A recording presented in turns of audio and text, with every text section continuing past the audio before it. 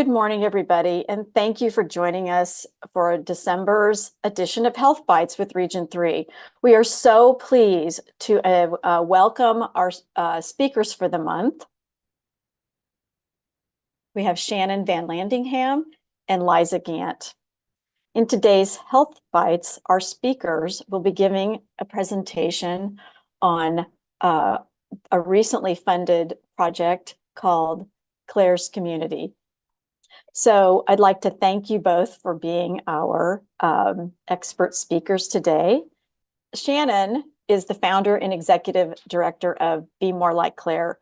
She brings a lifetime of experience in leadership and nonprofit volunteering to this position. So throughout her life, she served as a trainer, a facilitator, and an educator while organizing leadership programs, planning events, and honing her skills in fundraising for good causes. She loves her family and friends, music, big laughs, and finding the right person for the right job. Working to continue her daughter's legacy of love and service is helping her find healing for her shattered heart. Liza Gant is the community outreach and social media coordinator for Be More Like Claire. While not the founder of Be More Like Claire, outreach coordinator Liza likes to think of herself as one of the originators of the concept. 5 years her junior, Liza idolized her cousin Claire from a young age and acted as her second shadow for most of her childhood.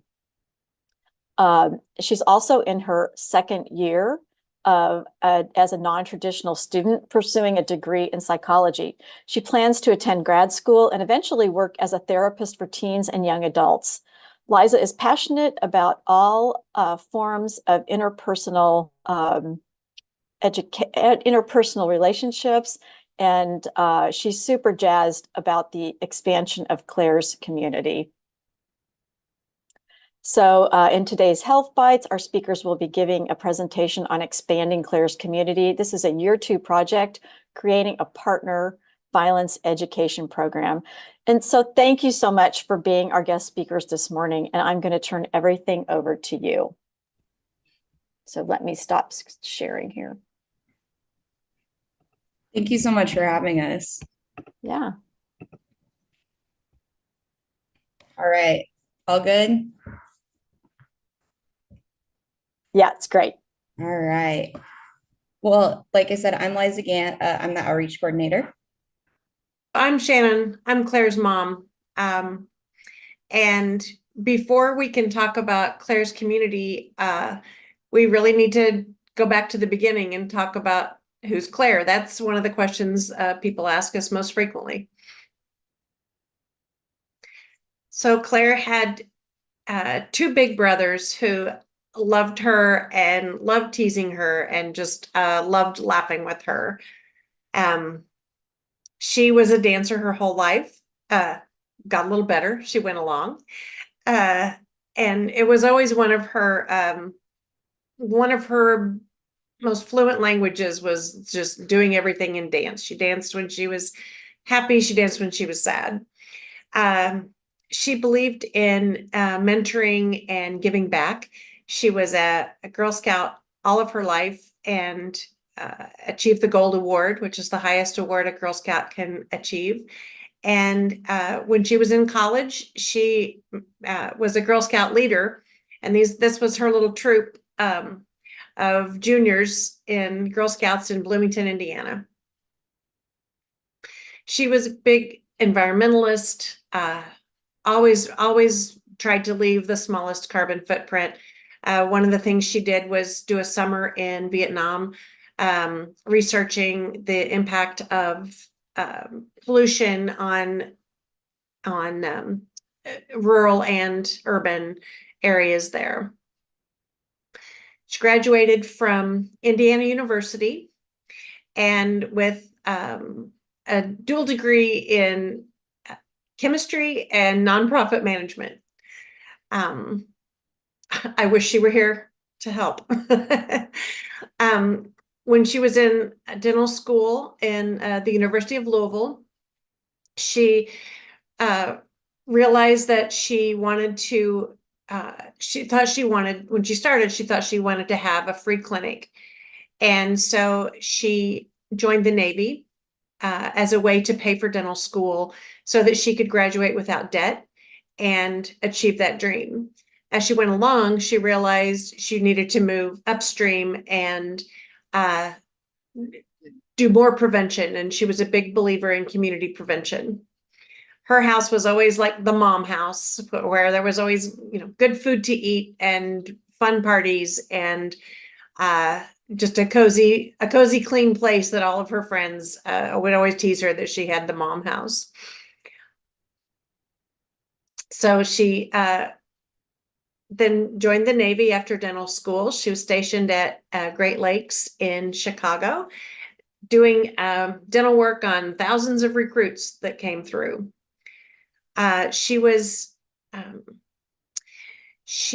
had been dating a young man for a couple of years, kind of off and on, but she was concerned about things, and she would ask me, "Mom, do you think this is healthy?" And I would say, "I don't know. Maybe sometimes he's kind of a jerk, or maybe he's immature, but he's really charming. He seems like a nice guy." I didn't know. She did eventually break up with him in October of 2017, and he left, and she had gone to things were getting bad, and she was scared of him, and she'd gone to the police to say, can you get him out of my apartment? I'm scared of him. He's acting really weird. I know he has guns, and he won't leave. And they said, well, you let him in, there's nothing we can do. And she said, well, I'm scared of him. I know he has guns. I'm afraid. And the officer said, well, has he hit you? And she said, well, no. And he said, well, come back, call us when he's done something. So anyway, we got him moved out. He went back to Louisville, where he's from, and she came home for Thanksgiving. She came home for Christmas. We had such a great time. And she said she just felt so relieved. Then when she went back after Christmas, she was coming down for work on her first day back at work on January 3rd. And he was waiting in the parking lot. He had stalked her and was waiting for her to come down to work at 6:20 in the morning, and shot her 5 times. So she died on the dirty snow in that freezing parking lot in Chicago. And it was just unimaginable. So out of that, Be More Like Claire was born. And we have a little video that talks about kind of the origin of how the organization started. And in the beginning is a home movie, so.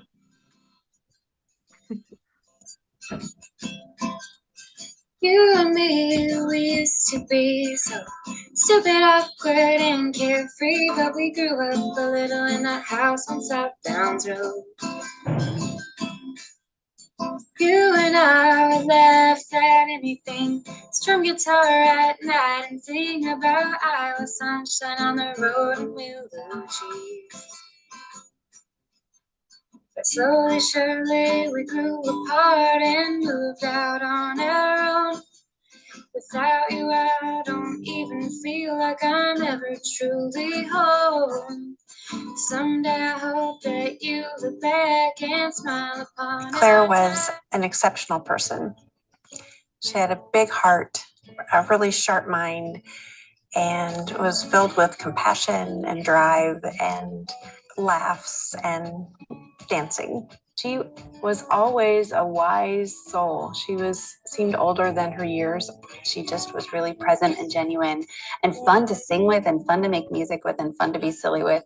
At family reunions, there would be pop-up talent show. And one time I remember her and one of her dear friends, Gigi, did an interpretive dance that was hilarious. After Claire died and her friends found out, they were just flooding Facebook with tributes to her. And they were all kind of saying the same thing, that, wow, we sort of counted on her to be the one to always do the right thing. And now I realize I need to do more of that, and I want to be more like Claire. Be More Like Claire came about as a force of nature. It was almost like the energy that Claire brought to the world, like dispersed and then formed again. Somebody in her dental school class just started the hashtag, and it just took off. It summed up what they were all feeling. On her birthday, I got a call from a high school friend of hers that said, I bought you a present for Claire's birthday. And I thought, what could that be? And he said, I bought the domain name of bemorelikeclaire.org. He said, I don't know what you're going to do, but I know you're going to do something. And I just thought this might come in handy. Claire did, and we knew would do so much good in the world, that we felt that now that she's gone, we had a responsibility to carry that on. It was just a beautiful outcome of a horrible, horrible event that Shannon decided to pull some of us together and start this organization. Our mission has 4 parts to it, and they're all based on the things that Claire worked for and that she was passionate about. The first one is increasing access to food, housing, and healthcare, mentoring and providing leadership opportunities for kids, working to end relationship violence, and trying to create a healthier environment. Before Claire's tragic death, she was active in the movement to end violence against women. She filmed a public service announcement that ran on TV. We seek to create healthy relationships and safe communities. We will rise up as a community and say that violence against anyone is unacceptable. Not only how she was taken, but how she lived. We needed to include work to end violence against women. Claire was always a volunteer. Practically from the time she was born, she was always trying to do something good for someone. Not only are we trying to carry on her legacy and just continue to make the world a better place, but also how do we rise to that occasion and live our best lives and use Claire's example as great inspiration. We hope to continue to create a community that can give in whatever way they can, and kind of follow her example. And I think our tagline says it best: be kind, work hard, give back.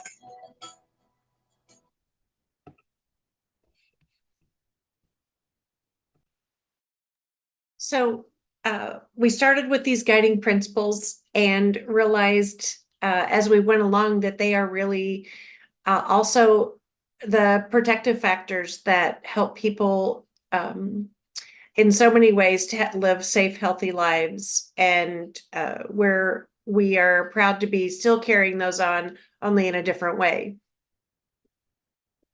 These are some past programs. You saw some of those in the video that we did. For the first 5 years, we were a grant giving organization, and we just gave grants to people to organizations who were working to make these, to fulfill the guiding principles that we had and do the work that Claire was so passionate about. And but all through that time, I was doing research, trying to find a program to fund that would have given Claire and me the information that we needed to know if it was healthy, if that relationship was healthy, or what we should have known. And I just kept coming back to her call to action and that public service announcement: we will rise up as a community to say that violence against anyone is unacceptable. We found a lot of things that were like secondary and tertiary intervention and advocacy for after the fact, but we couldn't find very much prevention work at all, and certainly none that was educating adults on what an unhealthy relationship looks like. So that's what we're doing. And we're using the social ecological prevention model because nothing happens in a vacuum. And so we try to work with individuals. We work and we realize that they are all in relationship with other people. And so we need to train the entire community so everyone can understand, and then we can change societal norms. So as I was doing all this research for those first 5 years, I came across this, and a shout out to NNLM. We used a lot of PubMed and Medline Plus materials. We did a lot of research on there. It was so nice to be able to pull up resources that we needed to look at. But the thing that the CDC's package was really important, I think, because it was the only thing I had ever seen that said throughout the lifespan. And that is so important. So we created our mission to challenge and disrupt societal norms around relationship violence through education and awareness. And that is for all ages.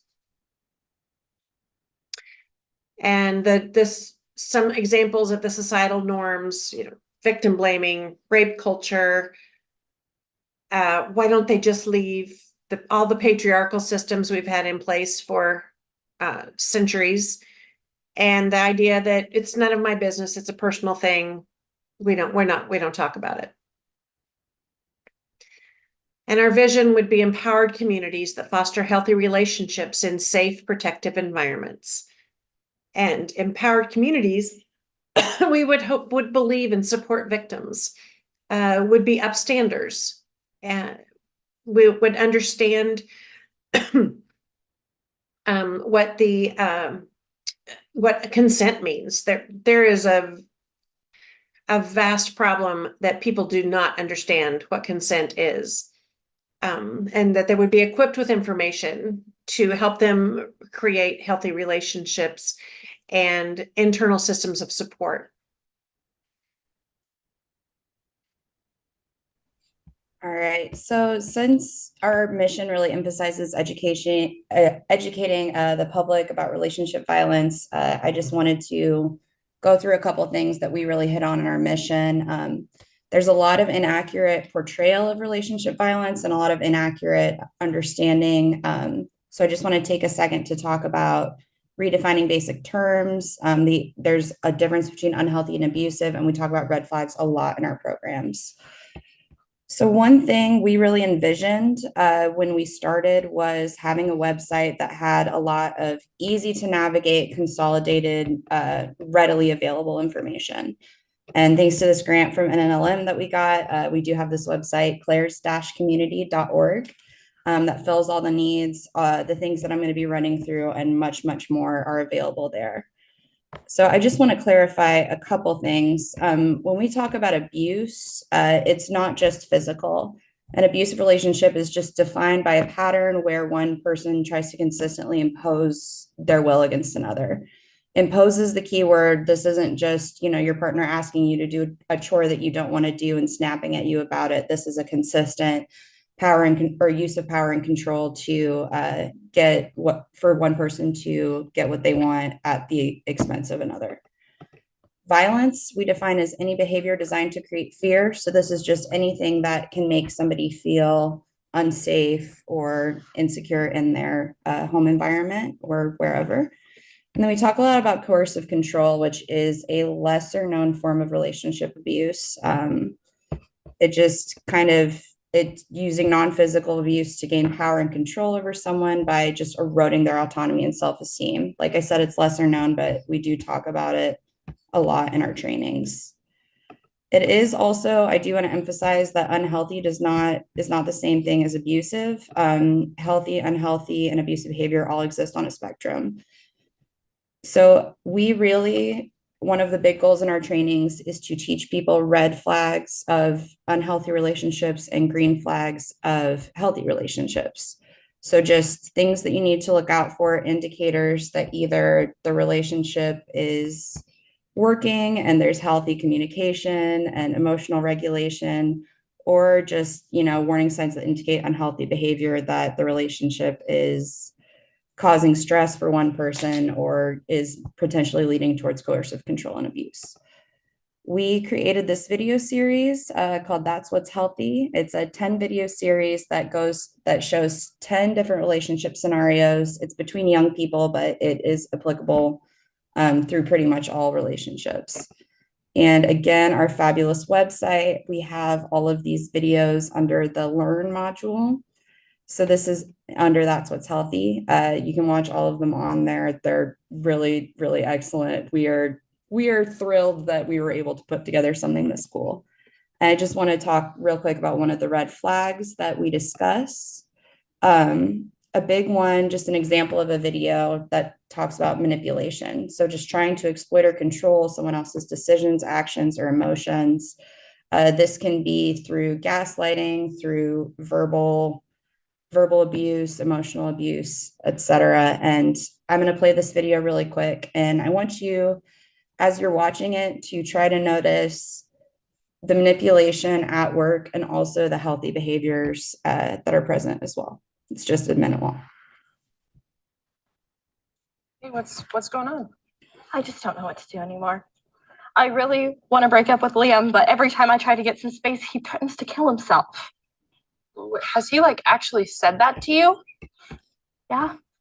He says that he just can't live without me, and that if I break up with him, he'll have no one, and I don't want him to hurt himself. I'm just so scared to leave.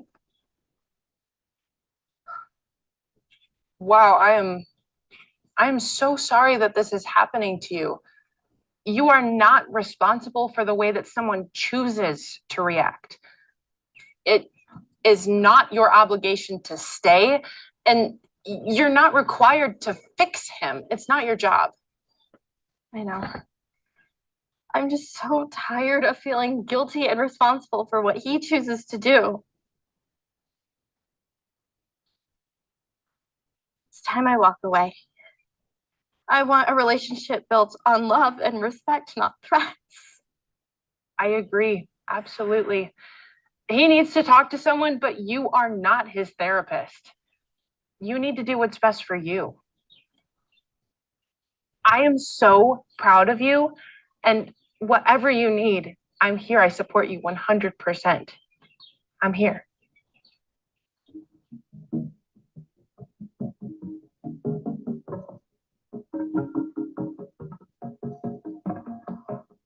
Manipulation happens when a person tries to exploit or control someone else's decisions, actions, or emotions. Recognize controlling behaviors and strive for an open, caring, and supportive relationship. That's what's healthy. For more information, visit the Claire's Community website. All right. So again, really, really proud of this video series.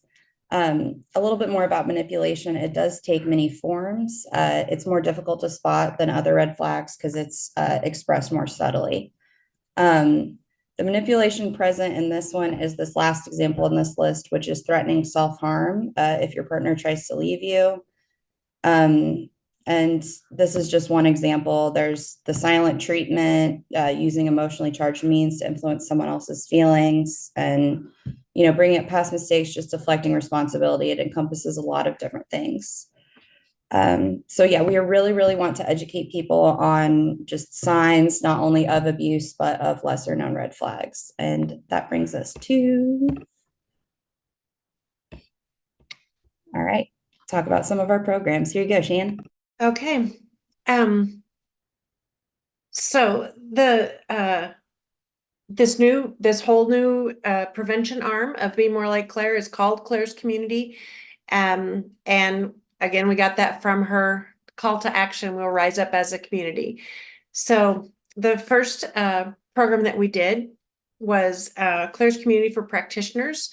We co-wrote this with our local, the Willow Domestic Violence Center and Family Peace Initiative, which is a batters intervention doing fabulous innovative work with those who batter. And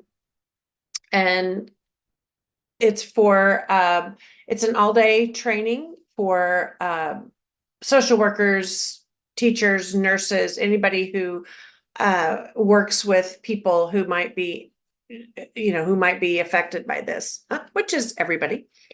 And it's just a deep dive into what to look for, how to spot flags, how to help people who might be in relationships, or how to recognize that they are in one.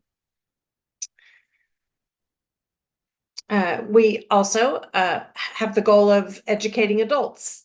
So this was our first one, and this was one that all of our programs are CDC recommended and research based, and this one happens to be from Vermont, the Vermont Network, and it is just giving adults a guide to how to be that askable adult for a kid, or anyone really, but it's framed in a way how to do that, because we know that if kids have at least one trusted adult in their life, they are much more active to be successful, to have the resilience to have a better life. So we want adults to be that, and we're trying to help people to learn how to communicate in ways that are non-judgmental, that are not, lecturing, that are not doing all the things that we tend to do when talking to younger people or people that we think we know what they should do. Another program is called In Their Shoes, and it is an interactive scenario, and you get a card with your character's name on it. You go through different, it's kind of like a choose your own adventure.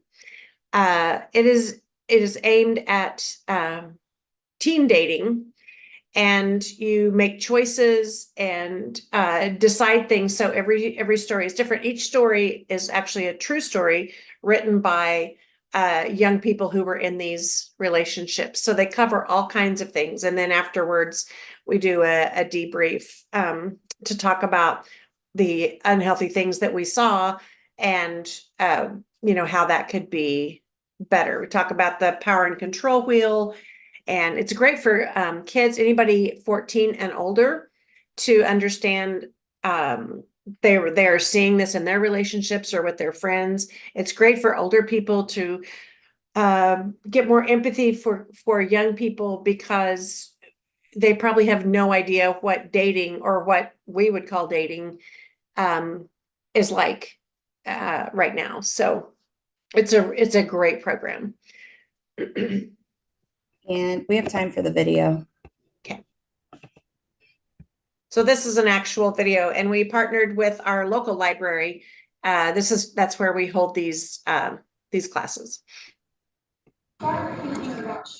Your mother is framing some recent family photos. Mom, I need to talk to you.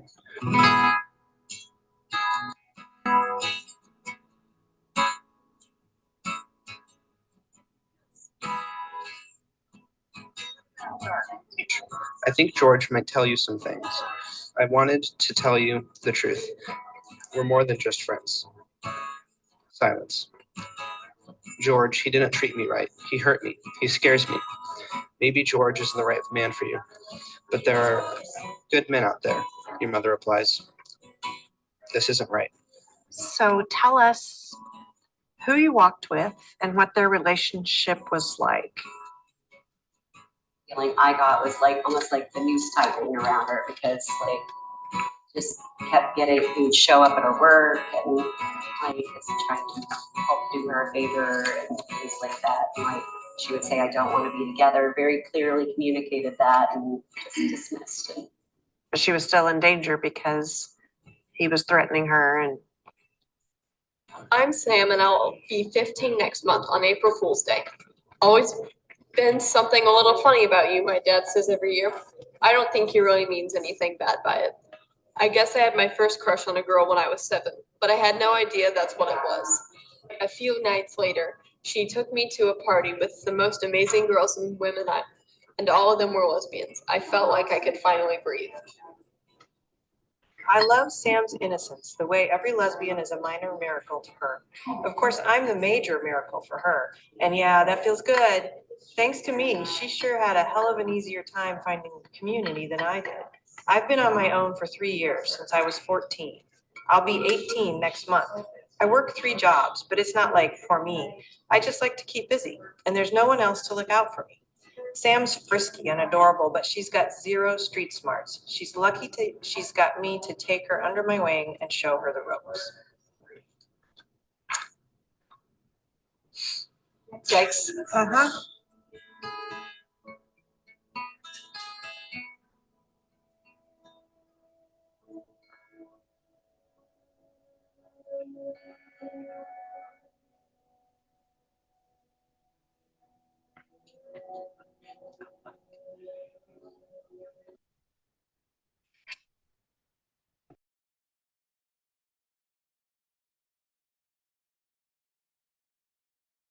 You're muted. That particular class was during Pride Month, so it was targeted for the LGBTQ community. We are very open and welcoming to anyone who wants to learn. We know that abuse happens in all kinds of relationships, and it happens in, relationships with friends, with family, it's not just about the domestic violence, which I hate that term because I think people have in their mind and a specific thing that is, but we all have lots of relationships, and we want to just help people have healthier ones at all stages and ages of their life. This is from a survivor. So I grew up around a lot of toxic relationship situations and was raised thinking that behavior was normal. So in my late teens and early 20s, I thought taking emotional abuse from men was just part of a relationship. Had I had some sort of intervention, or someone had told me earlier in my life, hey, this behavior isn't okay, and here's why, I probably wouldn't have endured as much as I did as a young adult. And this is something that we hear a lot, that people just don't know. And we only know what we've been shown.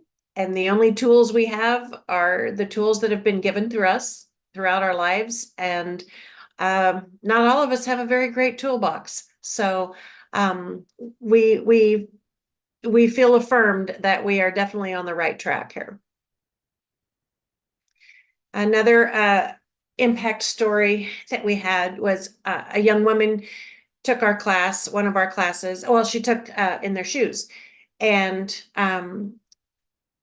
then several months later, she was at her bachelorette weekend, and she realized that, 3 out of 4 of her bridesmaids were in unhealthy relationships. And one of them she was really worried about.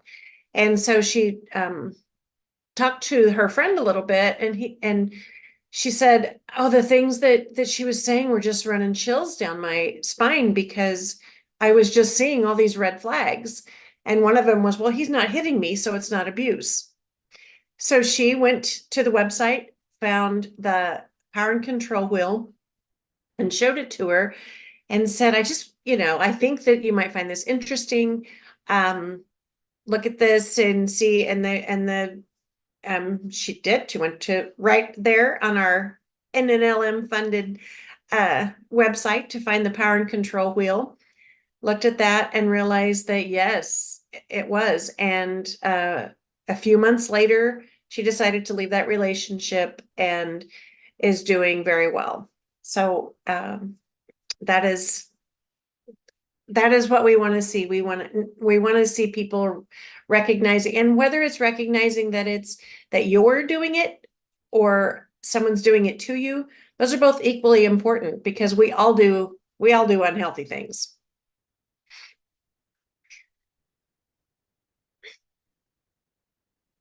Sorry. All right. Again, I cannot emphasize how cool the website is. We are putting up new stuff weekly. I have a lot of blog posts with personal testimonies, resources for people who are going through relationship violence. And we also have a really neat search feature.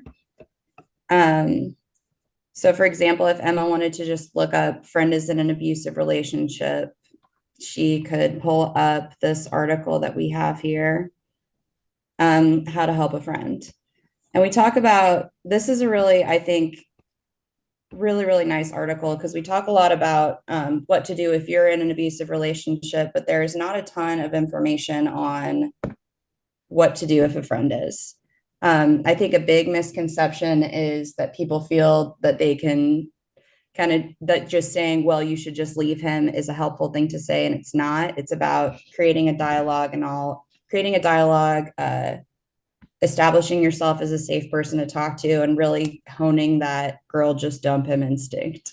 So there's a lot of good information about things of that nature on the website.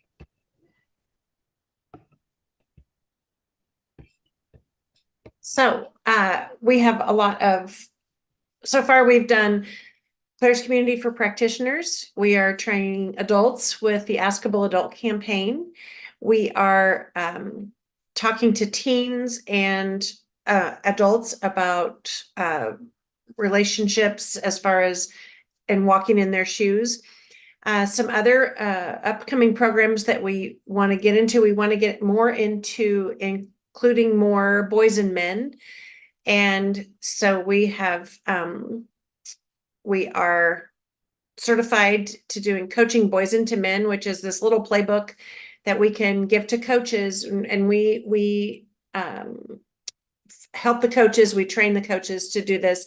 And it's just 10 or 15 minute little lessons that they can do with their team once a week throughout the season to really change the culture. And because we realize that, you know, the things that come into making a good team are the same things that you use to build a good relationship. So we're doing that one.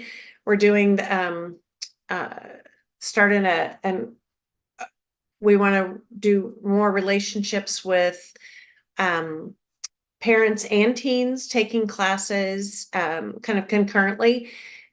We have one for middle school and one for high school, and then the kids come for between 6 to 8 sessions. The parents do 3 sessions, but learn what the kids are talking about and have homework and conversation starters and questions to talk about, so that, you know, when you pick up your kid from you know, going to their session and say, well, how was it? What'd you learn? It's fine.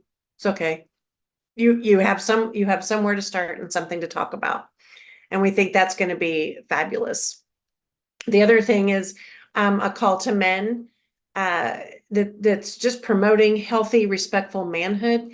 And we are in negotiations with them to start doing their program in our community and having community conversations with men and that are very male-led and talk about, this is where the man box idea comes from. And it's just the idea that we put men in this box of you can't show your feelings, big boys don't cry, you have to be in charge, you have to be strong and the boss, you have to be the man of the house, just all those things that we that we raise boys and men with in our society. And it's very harmful to them that they can't be their authentic selves. And then we all know that hurting people hurt people. So we definitely need to get men involved. Most men are not violent. Most men do not hurt other people, but the vast majority of people who are perpetrating abuse are men. So we need to include, that's a huge piece of the puzzle. Yeah. And as far as things we have just available and I would just like to talk about this really quick. Our very own Margie Shepherd and Shannon did a podcast together that is absolutely fabulous. Covers a lot of stuff we covered today, a lot more conversational. It is lovely, and it's only 20 minutes long. So, want to curl up with a cup of tea, take a walk, get some stuff done around the house. I know that my house is never cleaner than when I have a good podcast to listen to. So, if you're interested in following us on Facebook or Instagram, I do have these QR codes, and we are posting stuff all the time, sharing blog posts, information, things that we have coming up. If you would like to contact us for any reason, we don't do interventive services, but if you want to contact us with inquiries about scheduling a presentation, Shannon does personalized ones. We want to meet people literally and figuratively where they're at. So we can do a Zoom training. We can, in person, come to you. We've already trained, I think, several. We trained DCF here in Lawrence, Kansas. We trained some social workers in Wyandotte.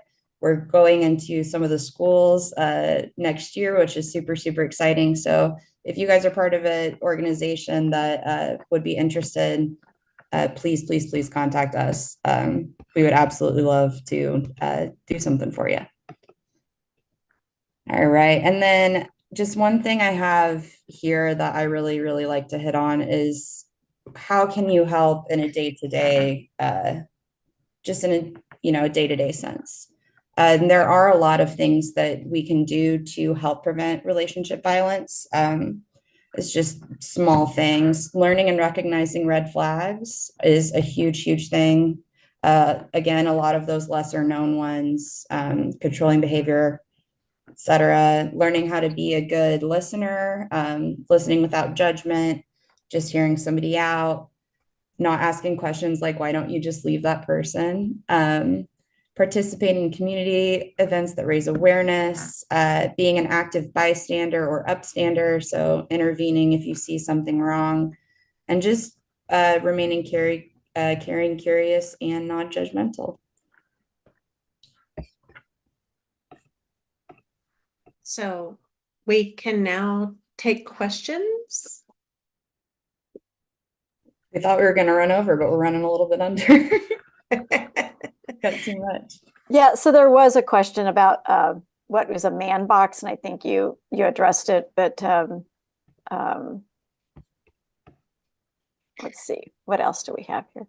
Oh, okay, so here's a question, so from your research, were you able to link possible mental health factors as subtle red flags that may contribute to manipulative, abusive, or predatory behavior, minus narcissism? So I don't know if you found anything that, that was a linking factor.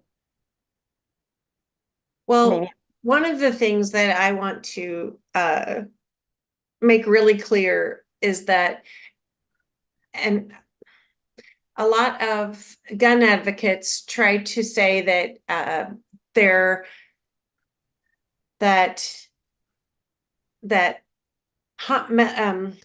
homicide in partnerships is a mental health issue, and there are lots of people who are mentally ill who do not ever kill anyone. So I don't think that is a valid point on their part. I think that I haven't seen any information that says that there is a link between mental health issues.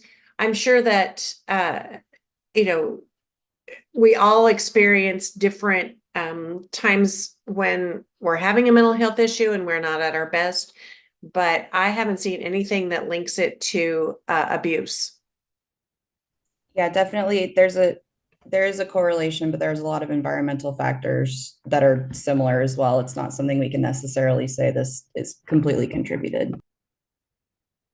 Thanks for that. So I have a question, and maybe you just share this with our audience. What kind of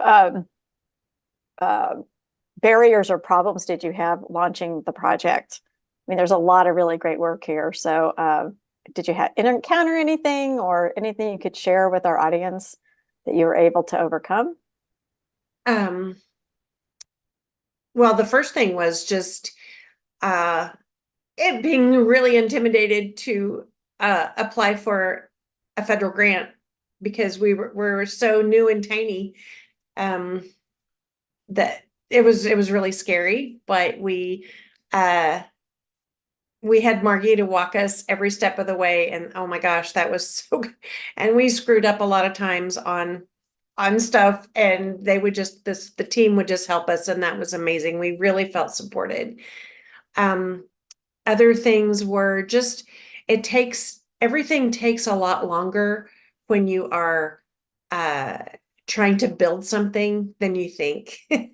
And so like, we wanted, we thought things would come faster, but then when I look back, it really has happened. I mean, just in a year, we have built this. So I think that's really amazing. So yeah, it's hard. Sometimes it's hard to like we tried in the beginning to have a lot of just public classes, and that doesn't seem to work as well as when we do a specific group. Like we are now training hair salons.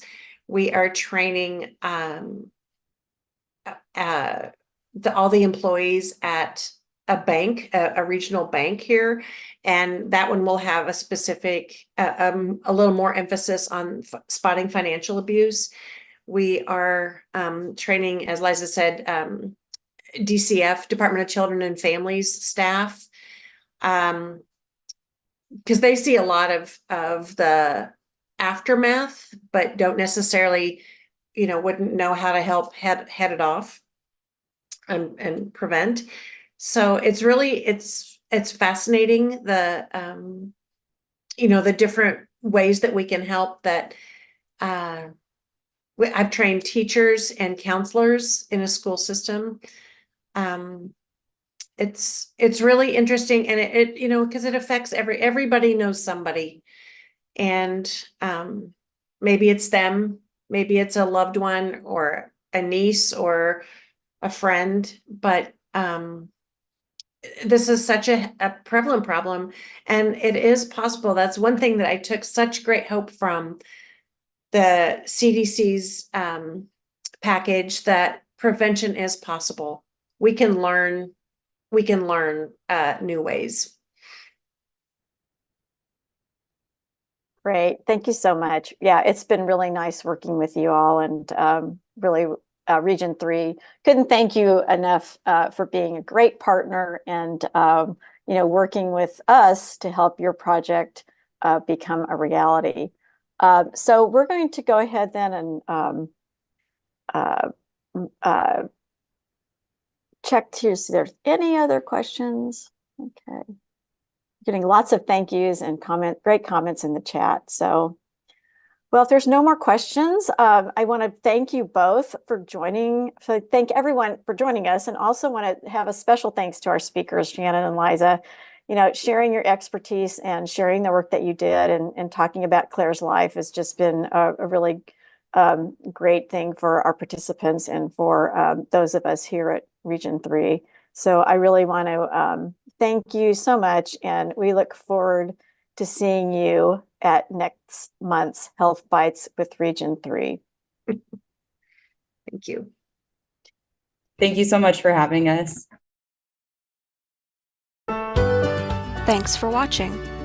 This video was produced by the network of the National Library of Medicine. Select the circular channel icon to subscribe to our channel, or select a video thumbnail to watch another video from the channel.